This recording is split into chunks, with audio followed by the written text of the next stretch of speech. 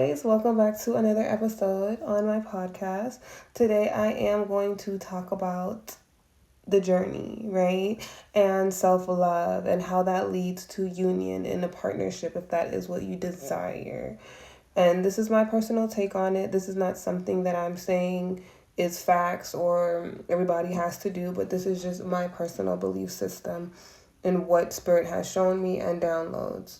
And this also ties into connections and the twin flame journey and counterpart journey of why we have these type of connections, so that it helps build us up for that union that we are being prepared for. I'm actually going to let this one flow because I have a different take on what this journey is about, everybody in this world, and how to come into union in love if love is what you truly desire, right?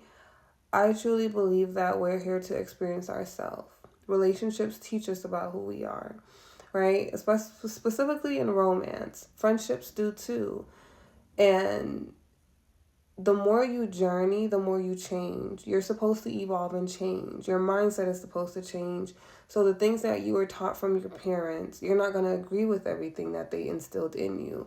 You're going to make your own choices and decisions. But remember, I told you guys there's programmings. We're all programmed because even our parents program us. We start off with that belief system, whatever we grew up in, our traditions, like our spiritual values, religion, all of that. So at some point you want to be able to, or you end up questioning, like, what is life about? Why am I here? And you start to see where certain things maybe you don't really believe in, or you want to go, you feel drawn towards something else, but you're thinking about what your parents think about it, and then it stops you. Right? So who are you really living for? Are you living for your parents, society, or yourself? You begin to live for yourself when you start stepping out of that box, out of that comfort zone. And then you start to have to learn how to have real inner strength and become strong, because you going against what people expect you to be, they're not going to like that. They're going to talk about you. They're going to try to make you feel bad for your choices. And they're going to try to convince you to stay where you are because they stayed where they are, right? They weren't brave enough to go outside of the ordinary. And when you have that type of mindset, it really makes you stagnant and stuck because you're caring about what others think rather than you experiencing what you feel led to. I believe that the journey is for you to discover yourself. This is why we're here, to discover ourselves. And when it comes to love, love is a gift. True love is a gift, right? But not everybody gets that gift. People might get into relationships and have a life partner, but it doesn't mean that that's true love.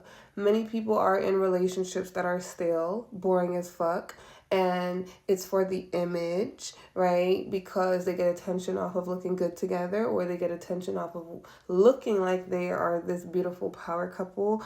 All of those things, like whatever it is for. And then people get stuck in connections because they don't want to be alone. They're codependent.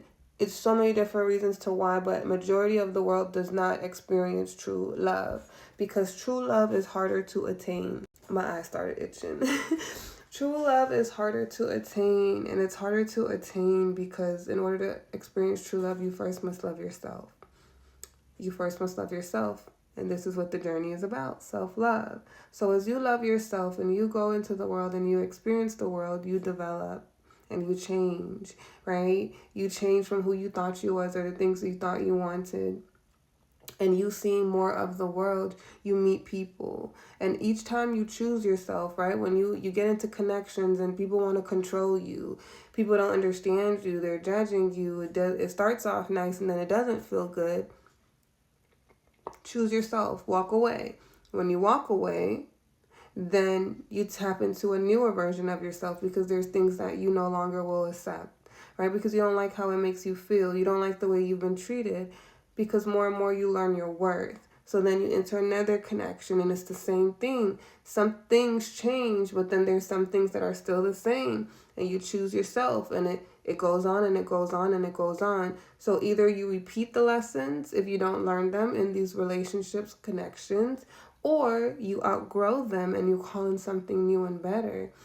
But you don't know how long that's going to take. It's going to go by the work that you do within yourself, by choosing yourself. So literally all you have to do to call in your person is to love yourself.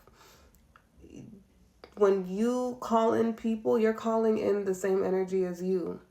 So whatever you don't like about that person, look at you, because you do the same things in some sort of a way, right? We go as deep in our connections as we've gone within ourselves. So everyone won't understand you. People won't understand me because I have a different perception of love, because I've moved past codependency. I've moved past the idea of like love being the mission. That's not my mission in life. Like, I am perfectly fine and happy and sustainable in this moment in my singleness.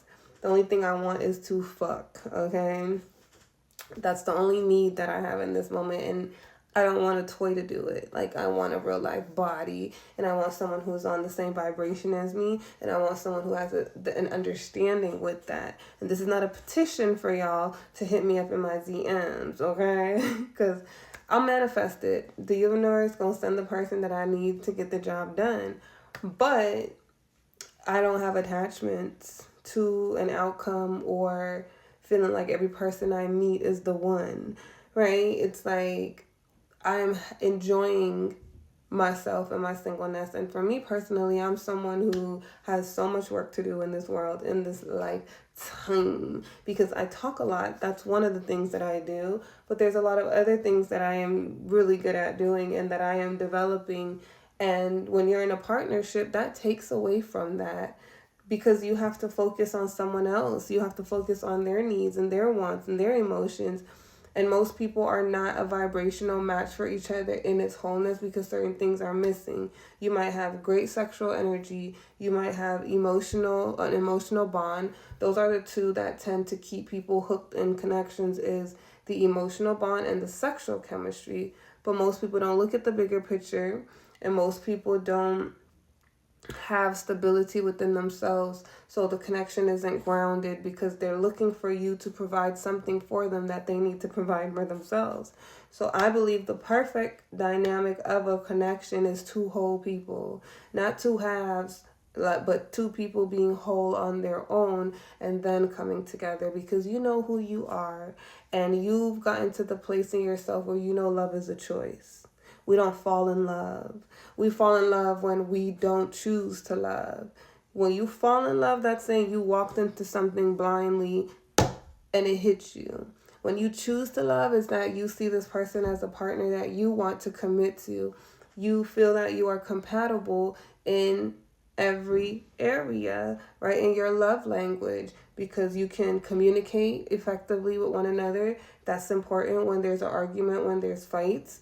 You have an emotional bond where you feel that security, and your person take the time to understand you and make you feel understood. And they also show you love through their actions, right? And then you have the groundedness where there's stability within the connection. You both have gone on your journey. You both have financial freedom. You both aren't in debt. You both can build something together because you can put in for that, right? Like, I don't believe men are supposed to just provide everything and then the woman just relax and da-da-da-da-da. I always believe that men and women should come into union both having something. And if he wants to be able to take care of everything, then that is on him. But it's not solely the man's responsibility. Like, we're all responsible for ourselves. So that's my belief system, that makes a fair partnership. Now they can build an empire together. They're ready to settle and take care of children. If somebody already has children, doesn't matter, because the finances are there, right? And then last but not least, we have the passion. We have the strong sexual and creative energy for one another, right? And if both people are great at creating, they will create things within that relationship, because that relationship is how you make it. Like I said, I have been married before. Me and my soulmate, we were soulmates. We were great partners, but we didn't have the emotional bond. we had the groundedness, but we didn't have the emotional bond. We didn't have the chemistry, and we didn't have the financial security. All we had was partnership. Like, he went to work and I made sure all the bills were paid and I took care of the finances. So, like I said, I have experience, and my experiences has shaped my perspective, but I also pay attention to patterns in life. And I believe that when you are so fixated on love and partnership and not your self-development, you are codependent. And until two people can be independent on their own, love is not going to work in a union. So that's my take on self-love and how it leads to union in love, right? It's that balance of you becoming whole within yourself. And once you get there, you're going to meet someone, a counterpart, or even someone you've already met from the past, who will be presented to you as a choice, because love is a choice. It's not, when you fall in love, you are blinded. And usually we fall in love like with our first love experience or second love, or before we truly awaken to a different perspective about love. Once your perspective changes, so does your outlook and take on what love really looks like. It's like when you fall in love, that's kind of the immature you. When you choose love, that's the mature version of you, because you know what it is that you want. So that is what this self-love and healing journey is about. It's about you learning yourself, who you are, and what it is that what you actually really want and are manifesting, and the universe will align you to that. So all the places, all the relationships are preparing you for what you actually want. And I would love to hear you guys' thoughts and takes on it. It's perfectly fine if you disagree. Just be respectful, because I like to attack. My shadow energy definitely comes out, and I'm not afraid to let her out. So as long as you guys are respectful, it's fine. But it's okay if we have differences of opinions. And yeah, that's what I have for you guys. Until the next time, I will see you guys in another episode of Coffee with She, the podcast. Peace.